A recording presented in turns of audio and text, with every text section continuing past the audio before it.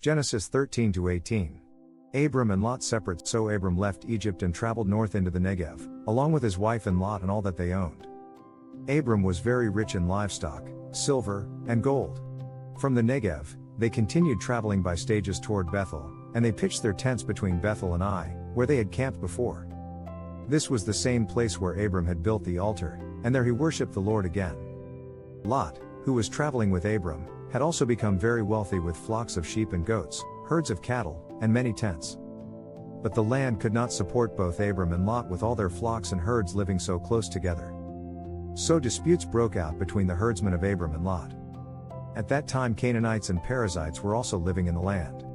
Finally Abram said to Lot, "Let's not allow this conflict to come between us or our herdsmen.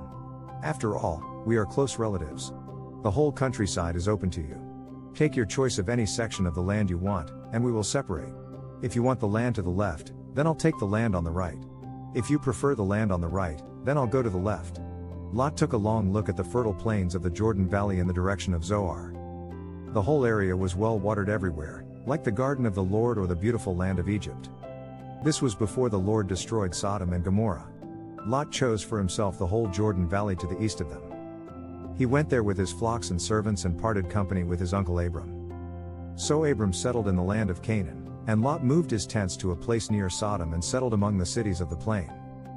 But the people of this area were extremely wicked and constantly sinned against the Lord. After Lot had gone, the Lord said to Abram, "Look as far as you can see in every direction, north and south, east and west. I am giving all this land, as far as you can see, to you and your descendants as a permanent possession. And I will give you so many descendants that, like the dust of the earth, they cannot be counted. Go and walk through the land in every direction, for I am giving it to you." So Abram moved his camp to Hebron and settled near the oak grove belonging to Mamre. There he built another altar to the Lord. Abram rescues Lot. About this time war broke out in the region. King Amraphel of Babylonia, King Arioch of Elasar, King Chedorlaomer of Elam, and King Tidal of Goyim fought against King Bera of Sodom, King Bersha of Gomorrah, King Shinab of Admah, King Shemeber of Zeboim, and the king of Bela, also called Zoar. This second group of kings joined forces in Siddim Valley, that is, the Valley of the Dead Sea. For 12 years they had been subject to King Chedorlaomer, but in the 13th year they rebelled against him. 1 year later Chedorlaomer and his allies arrived and defeated the Rephaites at Ashtaroth Karnaim, the Zuzites at Ham, the Emites at Shaveh Kiriathaim, and the Horites at Mount Seir, as far as El Paran at the edge of the wilderness. Then they turned back and came to En Mishpat, now called Kadesh, and conquered all the territory of the Amalekites, and also the Amorites living in Hazazon Tamar. Then the rebel kings of Sodom, Gomorrah, Admah, Zeboim, and Bela, also called Zoar, prepared for battle in the Valley of the Dead Sea. They fought against King Chedorlaomer of Elam, King Tidal of Goyim, King Amraphel of Babylonia, and King Arioch of Elasar, 4 kings against 5. As it happened, the Valley of the Dead Sea was filled with tar pits. And as the army of the kings of Sodom and Gomorrah fled, some fell into the tar pits, while the rest escaped into the mountains. The victorious invaders then plundered Sodom and Gomorrah and headed for home, taking with them all the spoils of war and the food supplies. They also captured Lot, Abram's nephew who lived in Sodom, and carried off everything he owned. But one of Lot's men escaped and reported everything to Abram the Hebrew, who was living near the oak grove belonging to Mamre the Amorite. Mamre and his relatives, Eshcol and Aner, were Abram's allies. When Abram heard that his nephew Lot had been captured, he mobilized the 318 trained men who had been born into his household. Then he pursued Chedorlaomer's army until he caught up with them at Dan. There he divided his men and attacked during the night. Chedorlaomer's army fled, but Abram chased them as far as Hobah, north of Damascus. Abram recovered all the goods that had been taken, and he brought back his nephew Lot with his possessions and all the women and other captives. Melchizedek blesses Abram. After Abram returned from his victory over Chedorlaomer and all his allies, the king of Sodom went out to meet him in the valley of Shaveh, that is, the king's valley. And Melchizedek, the king of Salem and a priest of God Most High, brought Abram some bread and wine. Melchizedek blessed Abram with this blessing: "Blessed be Abram by God Most High, creator of heaven and earth. And blessed be God Most High, who has defeated your enemies for you." Then Abram gave Melchizedek 1/10 of all the goods he had recovered. The king of Sodom said to Abram, "Give back my people who were captured. But you may keep for yourself all the goods you have recovered." Abram replied to the king of Sodom, I solemnly swear to the Lord, God Most High, creator of heaven and earth, that I will not take so much as a single thread or sandal thong from what belongs to you. Otherwise you might say, I am the one who made Abram rich. I will accept only what my young warriors have already eaten, and I request that you give a fair share of the goods to my allies, Aner, Eshcol, and Mamre. The Lord's covenant promise to Abram. Some time later, the Lord spoke to Abram in a vision and said to him, Do not be afraid, Abram, for I will protect you, and your reward will be great. But Abram replied, O sovereign Lord, what good are all your blessings when I don't even have a son? Since you've given me no children, Eliezer of Damascus, a servant in my household, will inherit all my wealth. You have given me no descendants of my own, so one of my servants will be my heir. Then the Lord said to him, No, your servant will not be your heir, for you will have a son of your own who will be your heir. Then the Lord took Abram outside and said to him, Look up into the sky and count the stars if you can. That's how many descendants you will have. And Abram believed the Lord, and the Lord counted him as righteous because of his faith. Then the Lord told him, I am the Lord who brought you out of Ur of the Chaldeans to give you this land as your possession. But Abram replied, O sovereign Lord, how can I be sure that I will actually possess it? The Lord told him, Bring me a 3-year-old heifer, a 3-year-old female goat, a 3-year-old ram, a turtle dove, and a young pigeon. So Abram presented all these to him and killed them. Then he cut each animal down the middle and laid the halves side by side. He did not, however, cut the birds in half. Some vultures swooped down to eat the carcasses, but Abram chased them away.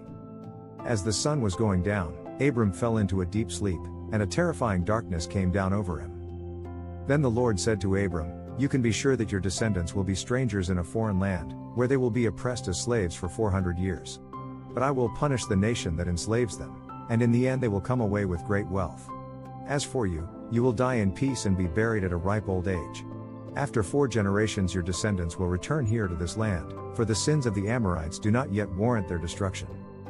After the sun went down and darkness fell, Abram saw a smoking firepot and a flaming torch pass between the halves of the carcasses. So the Lord made a covenant with Abram that day and said, I have given this land to your descendants, all the way from the border of Egypt to the great Euphrates River, the land now occupied by the Kenites, Kensites, Cadmonites, Hittites, Perizzites, Rephaites, Amorites, Canaanites, Girgashites, and Jebusites. The birth of Ishmael. Now Sarai, Abram's wife, had not been able to bear children for him. But she had an Egyptian servant named Hagar. So Sarai said to Abram, The Lord has prevented me from having children. Go and sleep with my servant. Perhaps I can have children through her. And Abram agreed with Sarai's proposal. So Sarai, Abram's wife, took Hagar the Egyptian servant and gave her to Abram as a wife. This happened 10 years after Abram had settled in the land of Canaan. So Abram had sexual relations with Hagar, and she became pregnant. But when Hagar knew she was pregnant, she began to treat her mistress, Sarai, with contempt. Then Sarai said to Abram, This is all your fault. I put my servant into your arms, but now that she's pregnant she treats me with contempt. The Lord will show who's wrong, you or me. Abram replied, Look, she is your servant, so deal with her as you see fit. Then Sarai treated Hagar so harshly that she finally ran away. The angel of the Lord found Hagar beside a spring of water in the wilderness, along the road to Shur. The angel said to her, Hagar, Sarai's servant, where have you come from, and where are you going?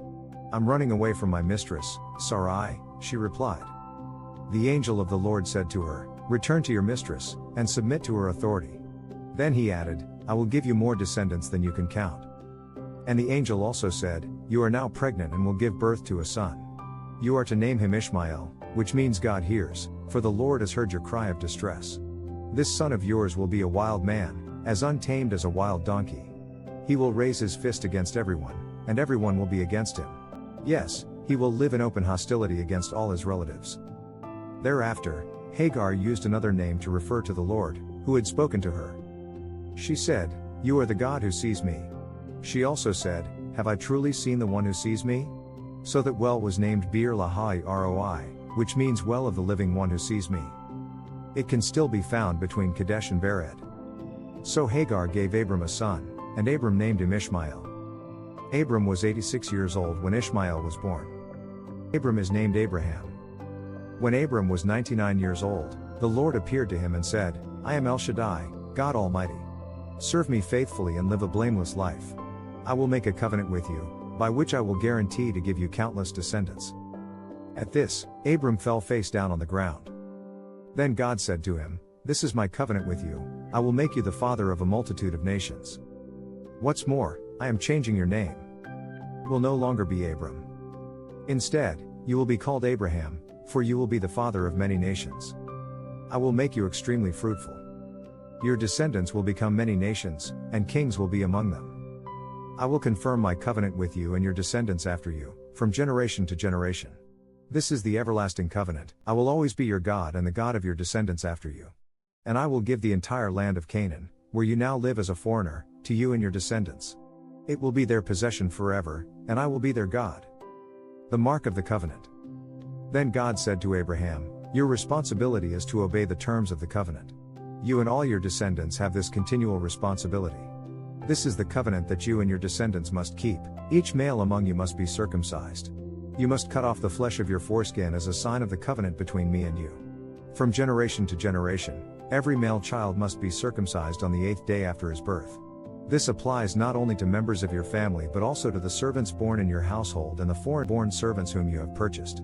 All must be circumcised. Your bodies will bear the mark of my everlasting covenant. Any male who fails to be circumcised will be cut off from the covenant family for breaking the covenant." Sarai is named Sarah. Then God said to Abraham, "Regarding Sarai, your wife, her name will no longer be Sarai. From now on her name will be Sarah. And I will bless her and give you a son from her. Yes, I will bless her richly, and she will become the mother of many nations. Kings of nations will be among her descendants." Then Abraham bowed down to the ground, but he laughed to himself in disbelief. "How could I become a father at the age of 100? He thought. "And how can Sarah have a baby when she is 90 years old?" So Abraham said to God, "May Ishmael live under your special blessing." But God replied, "No, Sarah, your wife, will give birth to a son for you. You will name him Isaac, and I will confirm my covenant with him and his descendants as an everlasting covenant. As for Ishmael, I will bless him also, just as you have asked. I will make him extremely fruitful and multiply his descendants. He will become the father of 12 princes, and I will make him a great nation. But my covenant will be confirmed with Isaac, who will be born to you and Sarah about this time next year." When God had finished speaking, he left Abraham. On that very day Abraham took his son, Ishmael, and every male in his household, including those born there and those he had bought. Then he circumcised them, cutting off their foreskins, just as God had told him. Abraham was 99 years old when he was circumcised, and Ishmael, his son, was 13. Both Abraham and his son, Ishmael, were circumcised on that same day, along with all the other men and boys of the household, whether they were born there or bought as servants. All were circumcised with him. A son is promised to Sarah. The Lord appeared again to Abraham near the oak grove belonging to Mamre. One day Abraham was sitting at the entrance to his tent during the hottest part of the day. He looked up and noticed 3 men standing nearby. When he saw them, he ran to meet them and welcomed them, bowing low to the ground. "My lord," he said, "if it pleases you, stop here for a while. Rest in the shade of this tree while water is brought to wash your feet. And since you've honored your servant with this visit, let me prepare some food to refresh you before you continue on your journey." "All right," they said. "Do as you have said." So Abraham ran back to the tent and said to Sarah, "Hurry. Get 3 large measures of your best flour, knead it into dough, and bake some bread." Then Abraham ran out to the herd and chose a tender calf and gave it to his servant, who quickly prepared it. When the food was ready, Abraham took some yogurt and milk and the roasted meat, and he served it to the men. As they ate, Abraham waited on them in the shade of the trees. "Where is Sarah, your wife?" the visitors asked. "She's inside the tent," Abraham replied. Then one of them said, "I will return to you about this time next year, and your wife, Sarah, will have a son." Sarah was listening to this conversation from the tent. Abraham and Sarah were both very old by this time, and Sarah was long past the age of having children. So she laughed silently to herself and said, "How could a worn-out woman like me enjoy such pleasure, especially when my master, my husband, is also so old?" Then the Lord said to Abraham, "Why did Sarah laugh? Why did she say, 'Can an old woman like me have a baby?' Is anything too hard for the Lord? I will return about this time next year, and Sarah will have a son." Sarah was afraid, so she denied it, saying, "I didn't laugh." But the Lord said, "No, you did laugh. Abraham intercedes for Sodom. Then the men got up from their meal and looked out toward Sodom. As they left, Abraham went with them to send them on their way. Should I hide my plan from Abraham? The Lord asked. For Abraham will certainly become a great and mighty nation, and all the nations of the earth will be blessed through him. I have singled him out so that he will direct his sons and their families to keep the way of the Lord by doing what is right and just. Then I will do for Abraham all that I have promised. So the Lord told Abraham, I have heard a great outcry from Sodom and Gomorrah, because their sin is so flagrant. I am going down to see if their actions are as wicked as I have heard. If not, I want to know. The other men turned and headed toward Sodom, but the Lord remained with Abraham. Abraham approached him and said, Will you sweep away both the righteous and the wicked? Suppose you find 50 righteous people living there in the city, will you still sweep it away and not spare it for their sakes? Surely you wouldn't do such a thing, destroying the righteous along with the wicked. Why, you would be treating the righteous and the wicked exactly the same. Surely you wouldn't do that. Should not the judge of all the earth do what is right? And the Lord replied, If I find 50 righteous people in Sodom, I will spare the entire city for their sake. Then Abraham spoke again. Since I have begun, let me speak further to my Lord, even though I am but dust and ashes. Suppose there are only 45 righteous people rather than 50? Will you destroy the whole city for lack of 5? And the Lord said, I will not destroy it if I find 45 righteous people there. Then Abraham pressed his request further. Suppose there are only 40? And the Lord replied, I will not destroy it for the sake of the 40. Please don't be angry, my Lord, Abraham pleaded. Let me speak, suppose only 30 righteous people are found? And the Lord replied, I will not destroy it if I find 30. Then Abraham said, Since I have dared to speak to the Lord, let me continue, suppose there are only 20? And the Lord replied, Then I will not destroy it for the sake of the 20. Finally, Abraham said, Lord, please don't be angry with me if I speak one more time. Suppose only 10 are found there? And the Lord replied, Then I will not destroy it for the sake of the 10. When the Lord had finished his conversation with Abraham, he went on his way, and Abraham returned to his tent. Sodom and Gomorrah destroyed. That evening the two angels came to the entrance of the city of Sodom. Lot was sitting there, and when he saw them, he stood up to meet them. Then he welcomed them and bowed with his face to the ground. My lords, he said, come to my home to wash your feet, and be my guests for the night. You may then get up early in the morning and be on your way again. Oh no, they replied. We'll just spend the night out here in the city square. But Lot insisted, so at last they went home with him. Lot prepared a feast for them, complete with fresh bread made without yeast, and they ate. But before they retired for the night, all the men of Sodom, young and old, came from all over the city and surrounded the house. They shouted to Lot, Where are the men who came to spend the night with you? Bring them out to us so we can have sex with them. So Lot stepped outside to talk to them, shutting the door behind him. Please, my brothers, he begged, don't do such a wicked thing. Look, I have 2 virgin daughters. Let me bring them out to you, and you can do with them as you wish. But please, leave these men alone, for they are my guests and are under my protection. Stand back, they shouted. This fellow came to town as an outsider, and now he's acting like our judge. We'll treat you far worse than those other men. And they lunged toward Lot to break down the door. But the 2 angels reached out, pulled Lot into the house, and bolted the door. Then they blinded all the men, young and old, who were at the door of the house, so they gave up trying to get inside. Meanwhile, the angels questioned Lot. Do you have any other relatives here in the city? They asked. Get them out of this place, your sons-in-law, sons, daughters, or anyone else. For we are about to destroy this city completely. The outcry against this place is so great it has reached the Lord, and he has sent us to destroy it. So Lot rushed out to tell his daughter's fiancés, Quick, get out of the city. The Lord is about to destroy it. But the young men thought he was only joking.